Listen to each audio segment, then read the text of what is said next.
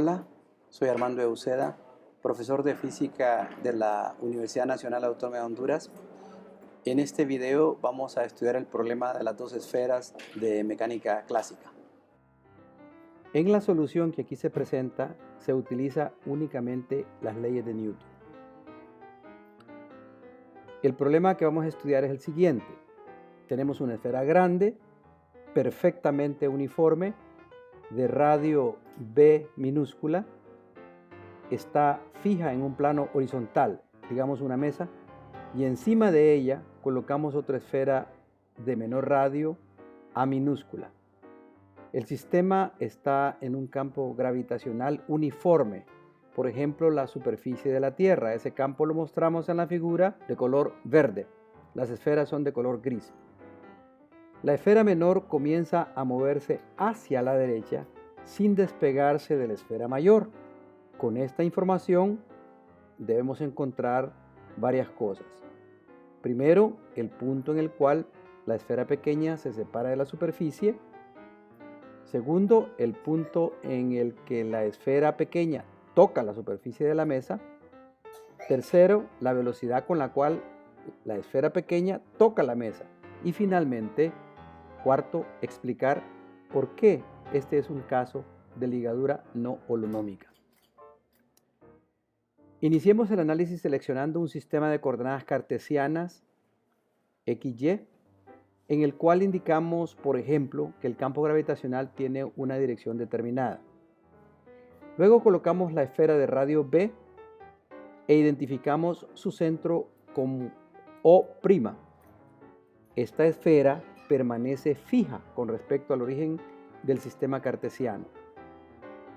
A continuación, colocamos la esfera pequeña de radio A minúscula en la parte superior de la esfera mayor.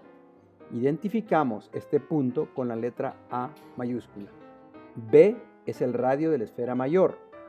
A minúscula es el radio de la esfera menor. La distancia entre los centros de masa de las dos esferas es B minúscula más A minúscula. La distancia desde el punto de contacto de la esfera mayor con la mesa hasta el centro de masa de la esfera menor es 2B minúscula más A minúscula. Asumamos que la esfera menor empieza a moverse hacia la derecha bajo el efecto del campo gravitacional. Consideremos el instante en el que pasa por el punto B. El centro de masa de la esfera pequeña ha descendido una altura h minúscula con respecto a su punto inicial en A.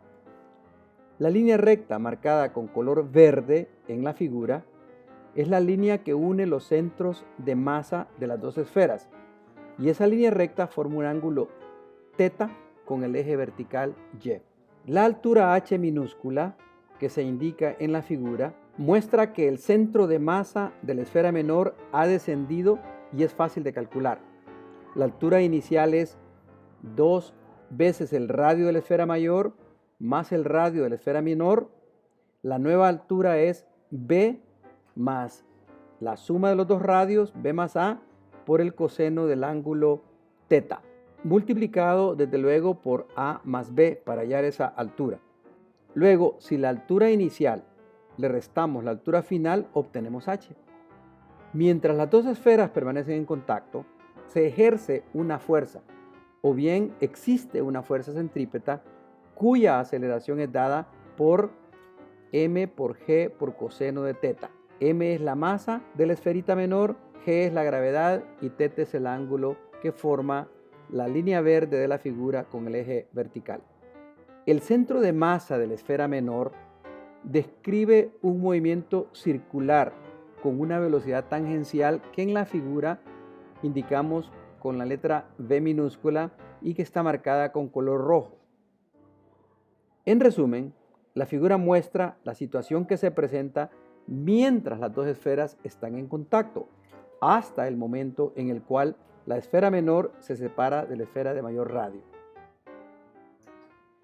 Recordemos que el momento de inercia I mayúscula con respecto al eje O' del centro de masa de la esfera pequeña es dado por el producto de la masa m minúscula de la esfera pequeña multiplicado por la distancia a minúscula más b minúscula a que se encuentra con respecto al origen O'.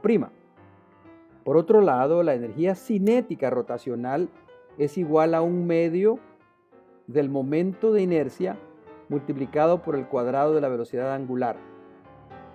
La energía gravitacional perdida por la esfera pequeña aparece como energía cinética de rotación ganada por la misma. Aquí un poco de álgebra.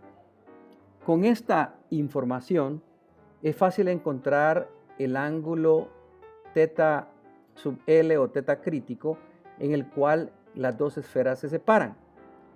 La ecuación de fuerza en este punto nos da que el producto de la masa por la aceleración centrípeta es igual a la aceleración de gravedad G multiplicada por el coseno de θ sub L, es decir, el ángulo crítico. Luego, sustituimos y simplificamos hasta obtener θ sub L igual a 2/3, que corresponde a un ángulo de aproximadamente 48 grados. Una observación interesante es que el valor de este ángulo es independiente de la gravedad y de los radios de las dos esferas.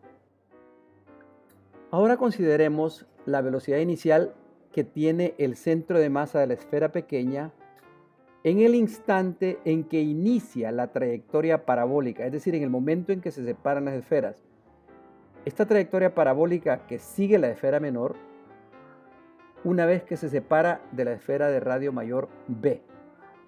Recuerda que en el movimiento circular la velocidad tangencial es igual a la multiplicación del radio por la velocidad angular omega, o en la notación que usamos en mecánica clásica por θ punto. Las ecuaciones que en este diagrama aparecen como número 14 y número 15 nos dan expresiones para la velocidad horizontal inicial y la velocidad vertical inicial respectivamente. Una vez que las dos esferas se separan, únicamente la fuerza de gravedad actúa sobre la esfera de radio A, es decir, la esfera pequeña. La esfera menor describe una trayectoria parabólica. En la figura se muestra un instante arbitrario de este movimiento y se muestra las velocidades, las componentes horizontal y vertical de la velocidad que es tangente a la trayectoria. Ampliemos la información. A manera de resumen, en este diagrama se muestra un resumen conteniendo toda información relacionada con el problema que estamos estudiando.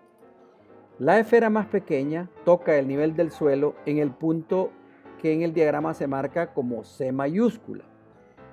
Nótese que el centro de masa de esta esfera queda a una altura final A minúscula de la superficie de la mesa, es decir, el centro de masa es el centro de la esferita menor. Al trasladarse desde la parte más alta, es decir, el punto A, hasta la parte B, el centro de masa de la esfera pequeña disminuye su altura. Recuerde que su altura inicial es 2 veces el radio de la esfera mayor más el radio de la esfera menor. Cuando la esferita pequeña toca el suelo o la superficie de la mesa, su altura ha disminuido en 2b, es decir, en una distancia correspondiente al diámetro de la esfera mayor. En este punto nos auxiliamos de las ecuaciones de cinemática para el movimiento parabólico. Eso es lo que hemos hecho al escribir la ecuación que aparece en pantalla. Para obtener la primera ecuación, hemos sustituido los valores de la altura inicial y la altura final del centro de masa de la pequeña esfera.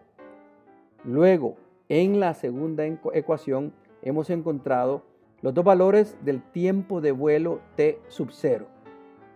En la tercera ecuación de esta página, tomamos en cuenta únicamente la raíz positiva en la expresión del tiempo.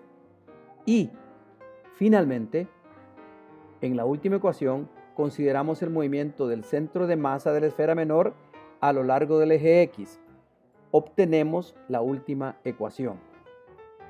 Tomen nota que esta respuesta es independiente del valor de la gravedad G. Utilizando el principio de conservación de la energía, y este es otro enfoque, es muy fácil calcular la magnitud de la velocidad con la cual el centro de masa de la esfera pequeña llega a su punto más bajo. Nuevamente, este diagrama nos ayuda a resumir la geometría del problema.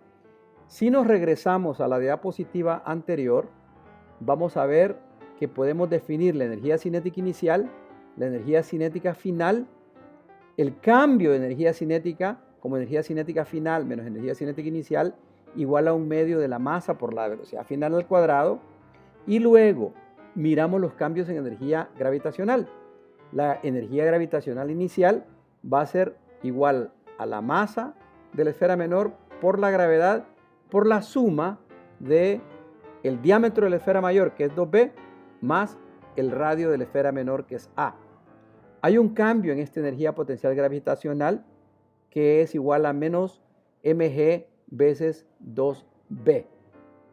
Y utilizando el principio de conservación de la energía, al sumar la variación de energía cinética con la variación de energía potencial e igualarla a cero, obtenemos que la velocidad con que la pelota, la esfera pequeña, toca la superficie de la mesa es igual a la raíz de 4 veces g por b, donde g es la gravedad y b es el radio de la esfera mayor. En este diagrama se resume toda la geometría del problema que estamos estudiando. Yo te recomendaría que hagas una pausa y trata de entender completamente esta figura. Para el cálculo de la velocidad final, repito, a manera de resumen, utilizando la figura, puedes resumir las ecuaciones de la siguiente manera para obtener la velocidad final igual a raíz de 4g veces b. Es decir, la rapidez con la que la esfera pequeña de radio A toca la mesa se puede obtener usando consideraciones de energía. El punto inicial del movimiento es A y el punto final es C. Como la esfera pequeña parte del reposo, su cambio de energía cinética es igual a 1/2 de la masa por la velocidad final al cuadrado. Recuerda, energía cinética, su cambio es delta T mayúscula. Asimismo, es fácil comprobar que el cambio de energía potencial va a ser igual a menos mg multiplicado por 2 veces el radio de la esfera mayor. Si luego utilizamos el principio de conservación de la energía mecánica, obtenemos que la velocidad final, v sub f, es igual a la raíz cuadrada de 4 veces la gravedad multiplicada por el radio de la esfera mayor, que es b. ¿Qué tipo de ligadura es esta? Es interesante, este es un ejemplo de una ligadura no holonómica, debido a que la distancia de los centros de la esfera no permanece constante siempre, ya que en el momento de separarse, los centros de masa ya dejan de permanecer a una distancia constante. En resumen, en este problema hemos analizado el sistema formado por dos esferas, una esfera de radio pequeño a que realiza un movimiento que se mueve encima de una esfera de radio b y describe inicialmente una trayectoria circular para luego describir una trayectoria parabólica.